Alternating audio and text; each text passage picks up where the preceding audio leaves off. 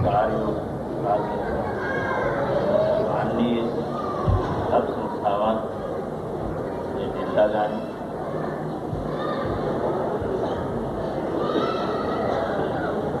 आपने इस समागम के बारे में सुना, देखा। हम सब लोग जो आए हैं, हमारा मंतव्य ये है कि हम सब खुदा, भगवान, काल पुरुष, सदगुरु को मानने वाले हैं।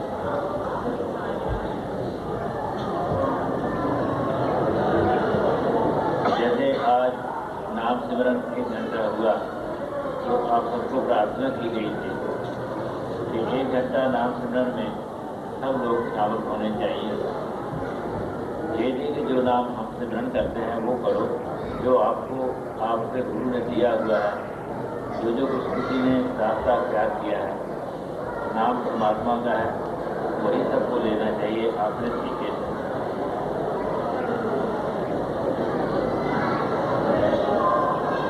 जैसे आपको बताया गया है, आजकल हमारे भारत में हिंदू सिख का चर्चा काफी चल रहा है।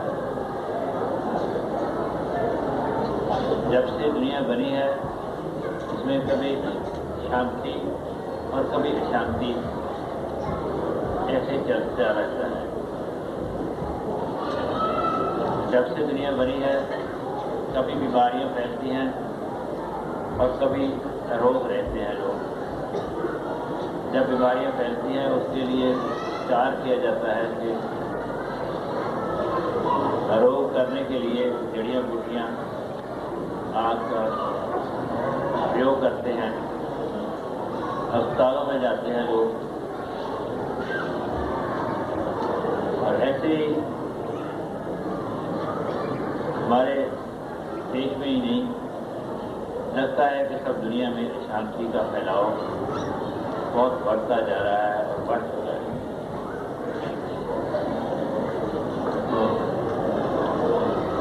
जो लोग मारू हथियार बना रहे हैं उनके ऊपर ऐसा लगता है कोई नियंत्रण नहीं है। जैसे महाभारत में ऐसा लिखा है कि जब अर्जुन को कहा गया कि तुम अपना धनुष उठाओ और ये लड़ाई को खत्म करो, तो उसने कहा कि मेरे गुरु की आज्ञा ऐसी है कि उसके अनुसार ये फौज थोड़ी है, इसके ऊपर मैं अपना गंडीव धनुष नहीं उठा सकता। वो गुरु की आज्ञा आज शायद इन लोगों पर नहीं है, और उसका जो अब ठहराव हो रहा है, लगता है कि उसका कारण सिर्फ यही है कि वो हमारे से ज़्यादा जानते हैं कि ये मारू हथियार जो है जब हमने चला दिए तो हम भी रह नहीं सकते। कहते हैं कि जो अमेरिका वालों ने हथियार बनाए हैं वो उनका निशाना बहुत सही है और बहुत जल्दी पहुंचते हैं। जैसे वो अमेरिका से चलाएं, रूस पर ही चलाएंगे वो, इस समय तो उनका निशाना वही है और उनका अमेरिका होगा। वो कहते हैं कि 5 मिनट में अमेरिका से वो हथियार रूस पहुंच जाएगा और 1 फुट के निशाने पर वो इससे ज़्यादा नहीं दूर जाएगा। जहाँ उनका निशाना रखा हुआ होगा उसमें 1 फुट में जाकर गिरेगा। लेकिन उससे भी ज़्यादा जब वो यूरोप में वो अपने अड्डे बनाएंगे या बना चुके हैं, तो वहाँ से छोड़ेंगे उस हथियार को तो वो 3 मिनट में जाएगा। क्या करेगा? लोगों को मारेगा, और जिनको वो मारेगा वो क्या करेंगे?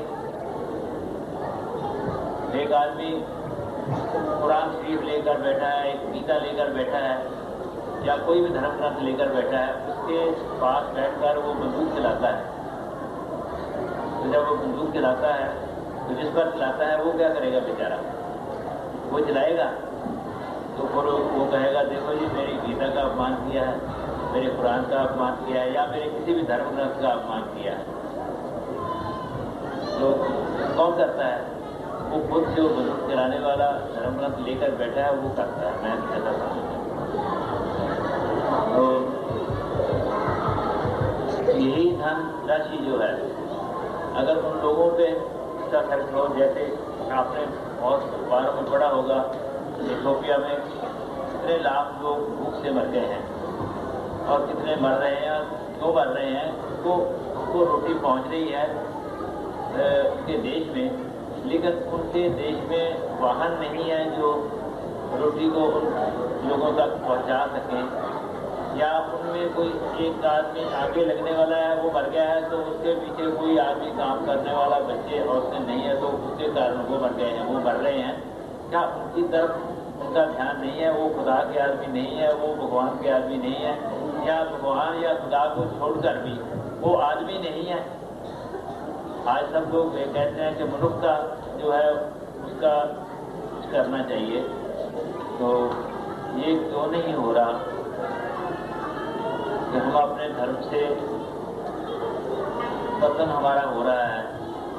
तो अपने धर्म में हम लोग ठीक नहीं है। धर्म क्या चीज़ है जो मैं समझता हूँ। कई तरीकों से धर्म को देखा जाता है। एक बार जापान जाने का मौका मिला, तो मेरे साथ कुछ और सज्जन से, मैं तो अंग्रेजी नहीं बोल सकता, तो उनको मैंने कहा कि तुम अंग्रेजी में बोलो। उन्होंने कुछ अंग्रेजी में कहा। तो जापान टोक्यो में हम लोग गए थे, वहाँ दूसरी 13 यूनिवर्सिटियों के लड़के बुद्ध धर्म को पढ़ते हैं, जहाँ हम लोग बैठे बातें कर रहे थे। बहुत बड़ी यूनिवर्सिटी है बुद्ध धर्म।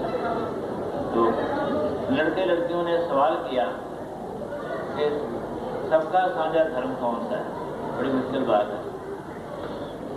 तो जो कुछ मेरे साथी ने वो अंग्रेजी में उत्तर दिया, मैं थोड़ा समझता हाँ, लेकिन वो बोल नहीं सकता, अपना विचार कह नहीं सकता।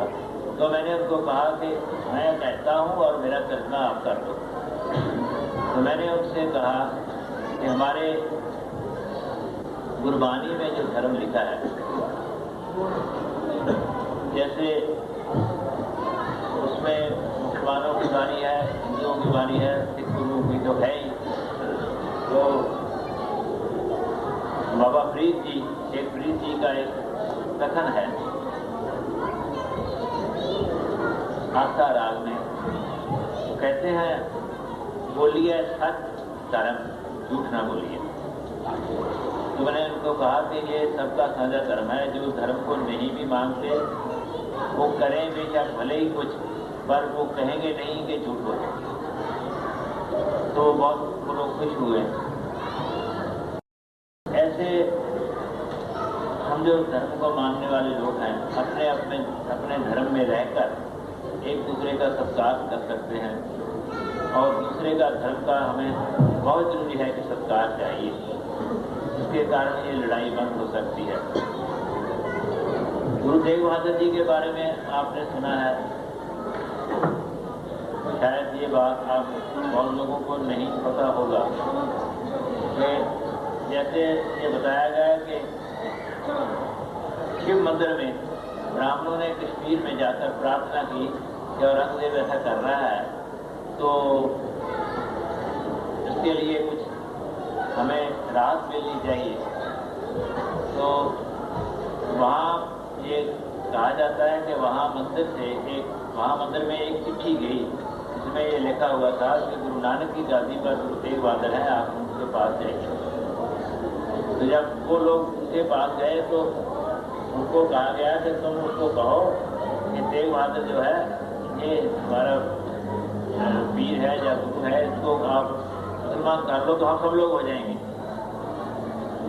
तो उसको मुसलमान को करने के लिए वो काम किया गया, जिसके कारण वो सब कुछ हुआ। उनको पूछा गया कि तेरा नाम तेग बहादुर क्यों है? तो उन्होंने कहा कि तेग मेरे ऊपर बहादुर नहीं है, मैं तेग के ऊपर बहादुर हूँ, इसलिए मेरा नाम तेग बहादुर है। तो ऐसे इतिहास में लिखा है कि जब उनको उनका शीश काटने के लिए बहुत एक जवान आदमी की ड्यूटी लगाई गई, तो तेग के ऊपर, उस तलवार के ऊपर एक कच्चा तागा लपेट दिया गया। तो जब उसको बहुत जोर से उसने तलवार मारी तो उसका हाथ जो था वो झटक गया और तेग के लगने से बगैर उसका शीश दूर जा पड़ा, तो वो तागा नहीं कटा गया। भाव यह है कि उस तेग के ऊपर गुरु तेग बहादुर का नियंत्रण था, तेग का नियंत्रण उसके ऊपर नहीं था। तो इसको गुरु गोविंद सिंह जी ने लिखा है, तिलक जन्यू राखा प्रभ ताका, तीनों बड़ो कलू में ताका। फिर उसको ये कहा है कि धर्म ही साका जिन किया, शीश दिया पर सिर न दिया। ये हिंदू धर्म के लिए ये साका किया गया। और आज अगर हम देखें कि सिख किस निगाह से हिंदुओं को देख रहा है, जिनकी रक्षा के लिए सिखों को गुरु तेग बहादुर, गुरु गोविंद सिंह जी ने गुरु तेग बहादुर का शीश बलिदान का वो लिखा है। और जिस तिलक जन्यू के लिए गुरु तेग बहादुर जी ने इतना बलिदान दिया, हमारे हिंदुओं में कितने तिलक हैं, कितने जन्यू हैं, हमें भी देखना पड़ेगा। कितने मुसलमान भाई, एक इस्माइल हांगकांग में हमारे एक नामधारी सिख का एक पार्टनर मुसलमान था, तो उसको मैंने पूछा कि तुम कितने वक्त नमाज पढ़ते हो, तो वो बिल्कुल नहीं पढ़ता था। तो मैंने कहा कि ये आपका नाम मुसलमान, जो आप इस धर्म को मानते हैं, उसमें बहुत जरूरी है। तो उसने कुछ मेरा कहा मान। तो ये कबीर जी ने ऐसा लिखा है, कबीर पूंगरा राम अल्लाह का सब गुरु पीर हमारे। एक मुसलमान सरदार मोहम्मद खान, कैसा नाम था उसका, वो डेरा गाजी खान की सरपरस्त था। तो उनके पास घोड़े ऊँट बहुत अच्छे थे। गुरु प्रताप सिंह जी अक्सर वहाँ उधर जाया करते थे। सरदार मोहम्मद खान, सरदार का किताब है, जैसे हमारे सरदारों को कहा जाता है, मुसलमानों को में भी सरदार कहा जाते हैं। तो जब गुरु जी उधर गए तो मैंने जो अपने गुरु जी के पास जो भाई विजीत सिंह जी उनके पास रहते थे, उनसे जो बहुत ही करुणामयी हालत देखी। वो कहते हैं कि गुरुओं का जब जी जाता है तो 7 मुट्ठी भांग की ले ली और मुसलमानों को बातचीत दे दी। तो अब ये सरदार खां जो है गुरु जी को लेकर जा रहा है और गुरु जी उससे ही बात कर रहे हैं, हमारे से कर नहीं रहे। तो गुरु प्रताप सिंह जी को वो अपने घर में ले गया और सब अपनी घरवालियों, बेटियों को सबको कहा कि ये खुदा आपके घर में आ गया है, ये सब पर्दा उठा दो, खुदा से पर्दा नहीं करना चाहिए। पता नहीं उसको कैसा क्या दिखाई दिया। और ये आप जानते हैं कि जब बारिश होती है तो एक खेत में पड़ जाती है और दूसरा खेत छूट जाती है, उसको ऐसा दिखाई दिया। और जो गुरु प्रताप सिंह जी के ऊपर बहुत उसकी श्रद्धा थी। और एक राजा फजल लाल हुए हैं, जो जिनको राजा का खिताब अंग्रेज के समय मिला था, उन्होंने बहुत फौज वगैरह दी, लालपुर के जिले में रहते थे।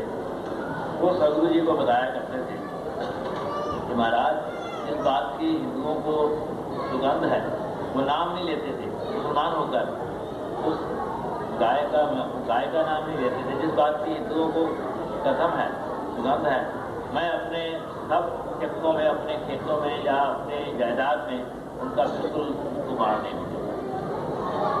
कितनी बड़ी हमारी सांझ बनी हुई थी। तो ये जोहला का शब्द महल्ला हमला, इसका आपको बताया गया है कि एक दूसरे के ऊपर करना, ये क्यों बनाया गुरु गोविंद सिंह जी ने? उस समय हिंदुओं को बचाने के लिए ये सारा कुछ किया गया। अगर मुसलमानों के साथ लड़ाई होती तो सैयद खां जैसे आदमी को जो गुरु गोबिंद सिंह जी के ऊपर चढ़ाई करके आया तो उसको दर्शन दिया तो उसका मारोकारा किया। भीखन क्या जैसे जो बहुत फेमस थे गुरु जी के, और ऐसे सिर्फ गुरुओं के खिलाफ बेशक हिंदू राजे पहाड़ियों से गुरु जी की वो मुसलमान नहीं थे, उनसे बहुत लड़ाई हुई।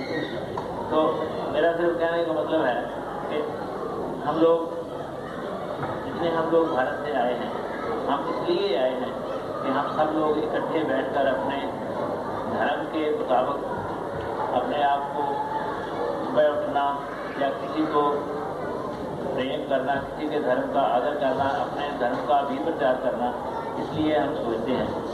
हम कितना कर सकते हैं, ये आपने देखा है कि ये हॉकी खेलने वाले लड़के आए हैं, ये जो पहरावा है ये भारतीय पहरावा है, इसी पहरावे में ये जाकर खेलते हैं। तो ये अपने लोटे का पानी पीते हैं या अपना सुबह उठकर जो भजनवाणी करते हैं वो करके फिर अपना खेलने लगते हैं, शाम को करते हैं, जो जूते वाले पाँव धोकर अपने बिस्तर में जाते हैं। ये सारी चीज़ जो भारतीय सभ्यता की है। और जैसे ईसा मसीह का धर्म इधर बहुत है, जो मिनिस्टर साहब मुझे नाम से नहीं आता, वो हेल्थ के मिनिस्टर जो आए थे देने के लिए हवाई अड्डे पर आए थे मेरे पास, वो भी क्रिश्चियन हैं। कहते हैं कि ईसा मसीह की इतनी ताकत थी, वो जब चला करते थे तो जो हड्डी उसके पाँव छू जाती थी तो वो उठकर आदमी बन जाती थी। तो कितनी वो ताकत हमारे में आनी चाहिए।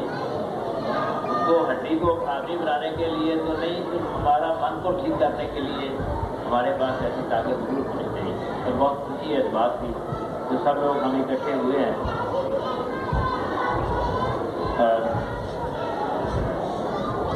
जहाँ जहाँ से जो लोग आए हैं, ये सब हिंदू धर्म वाले जानते हैं कि जब पांडवों ने वेद जग किया तो वाल्मीकि जी को बुलाया गया, तो कहने लगे मुझे वेद जग का फल दो तब आऊँगा। तो वो कहने लगे हमारा तो अपना ही पूर्ण नहीं हो रहा, तो आपको कहाँ से हम ला कर दे दें। तो भगवान कृष्ण जो गुरु होते हैं कोई रास्ता निकाल देते हैं। उन्होंने द्रौपदी को कहा कि तू जा। वो जब गई तो उन्होंने फिर वही प्रश्न किया, तो उन्होंने कहा कि जो साधु के पास साध संगत में जो जाता है चल के, उसका एक एक पाँव जो चलता है, एक कदम चलता है, उसको सफेद जग का फल होता है। तो एक सफेद जग का फल आप ले लो और बाकी मेरे पास रहने दो। तो वो चल पड़े। तो जो लोग इधर इकट्ठे हुए हैं, सब लोग आए हैं, अगर सही माने से हम लोग सब इकट्ठे होते हैं तो वही सफेद जग का हमें भी फल प्राप्त होता है।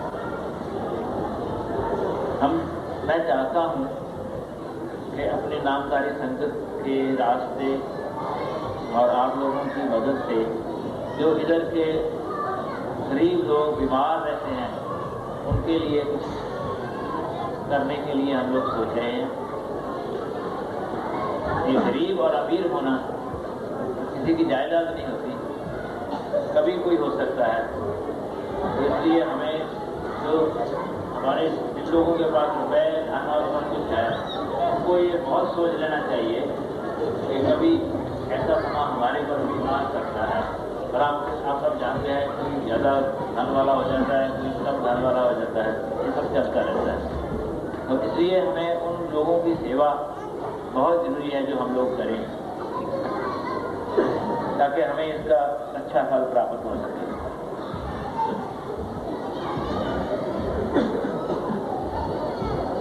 तो हमारे जो संगीत वाले लड़के हैं, वो भी इसी संगीत का मतलब शास्त्रीय संगीत जो है उसको जो गुरु गोबिंद सिंह जी के शब्द गुरु नानक देव, पहले हम उसको कहते हैं आद ग्रंथ साहब और दूसरे को कहते हैं दसम ग्रंथ साहब। हमारे में इन दोनों के पाठ होते हैं नामधारियों में, और इन दोनों की वाणी के शब्द गायन किए जाते हैं। जिनमें से आज एक शब्द ये लड़के पढ़ेंगे केदारा राग में, वो गुरु गोविंद सिंह जी का अकाल उस्तक में जो लिखा हुआ है वो शब्द है,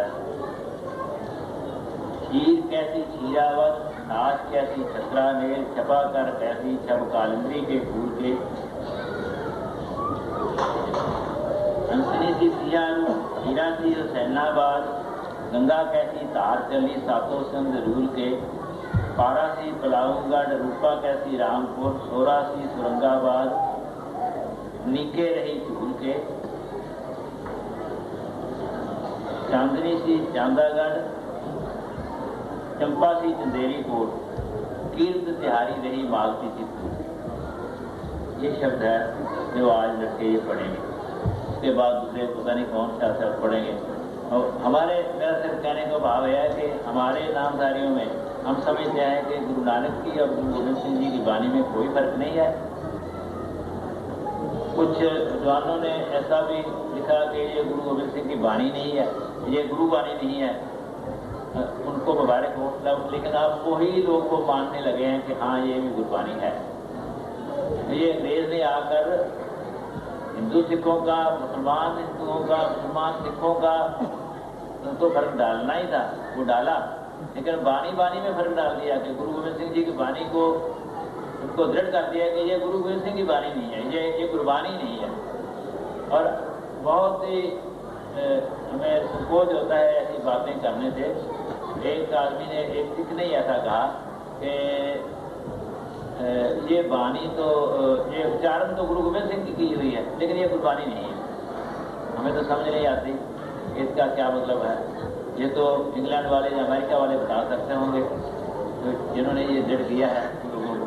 तो मैं ये कहना चाहता हूँ कि हमारा ध्यान उनकी तरफ नहीं जाना चाहिए। ईसाई, हिंदू, मुसलमान, सिख जो है, सब जो हम सब लोग इकट्ठे रहते हैं, भारत के वासी हैं, अब हम इस देश के वासी हैं, तो हम सब इकट्ठे होकर अपने अपने धर्म में किसी के धर्म का आदर सत्कार करना चाहिए। हमारे बहुत ही दोस्त, बहुत ही मेहरबान मुसलमान साहब हैं, वो जामा मस्जिद वाले,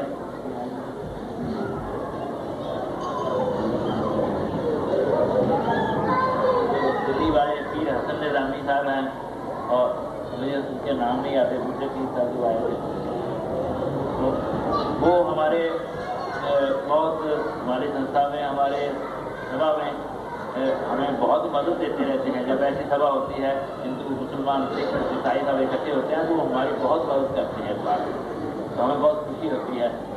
और सदगुरु प्रताप सिंह जी से के साथ बहुत ही मुसलमानों का, हिंदुओं का और उन सिखों का जो उनको गुरु नहीं भी मानते, उनका सबका साथ बहुत ही प्रेम था। तो मैं फिर ये कहूँगा कि ये जो आज झगड़े कर रहे हैं, इनसे ऊपर उठकर अपने देश की तरक्की और अपनी मानसिक तरक्की जो है वो हमें बहुत ज़रूरी है सबसे ज़्यादा। इसलिए हम लोग यहाँ से जब जाएंगे, आगे जाने के लिए कोई अच्छी जगह बना लें। मैं यही कहता था, क्या कहते हैं।